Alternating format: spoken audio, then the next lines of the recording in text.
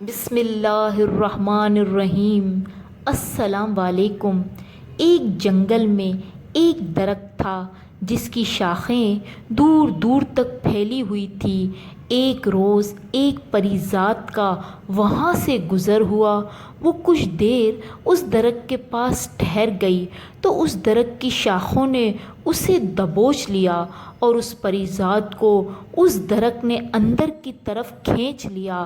اس درخت میں ایک جن زادی کا بسیرا جو تھا، وہ جن زادی اب بہت ضعیف ہو چکی تھی اور اس نے خوبصورت پری ذات کو دیکھ کر غصے سے اسے دبوچ لیا اور اسے اپنی قید میں رکھ لیا۔ پرستان میں اس پری ذات کی بہن نے جب اسے پرستان میں نہ پایا تو وہ اس کے قدموں کے نشان پر چلتے ہوئے اسی جگہ پر پہنچ گئی جہاں اس درخت میں اس کی بہن قید تھی۔ اس درخت کے آگے اس کی بہن کے قدم نہ دیکھے سو وہ بھی وہاں پر ٹھہر گئی اور اپنی بہن کو آواز دینے لگی۔ جب اس پری ذات نے بہن کی آواز سنی تو درخت کے اندر سے بولی، میں اس درخت میں قید ہوں، مجھے ایک جن زادی نے قید کر دیا ہے، مجھے یہاں سے نکالو، میری مدد کرو۔ اتنے میں وہ بوڑھی جن زادی نیند سے بیدار ہو جاتی ہے اور اس نے اس آزاد پری ذات سے کہا کہ یہاں سے کئی میلوں دور ایک خوش نصیب لمبے بالوں والی آدم زاد لڑکی ہے، اگر تم اسے میرے پاس لے آؤ تو میں تمہاری بہن کو آزاد کر دوں گی۔ پری ذات نے کہا، اس کے یہاں آنے سے تمہیں کیا فائدہ ہوگا؟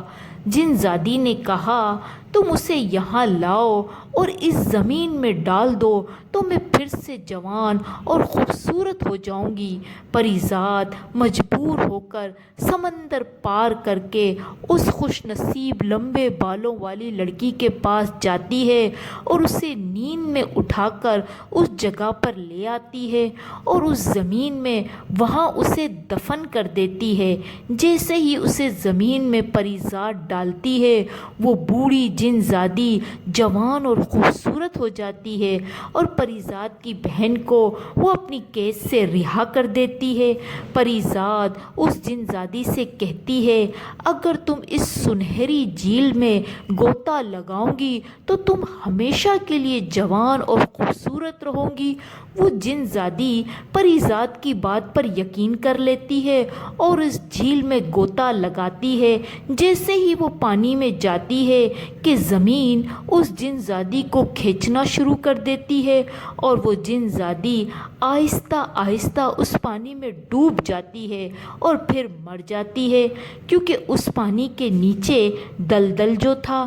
پھر پری ذات اس لڑکی کو زمین سے نکال کر اس کے گھر صحیح سلامت چھوڑ آتی ہے اور اپنی بہن کو لے کر خوشی خوشی پرستان کی جانب روانہ ہو جاتی ہے۔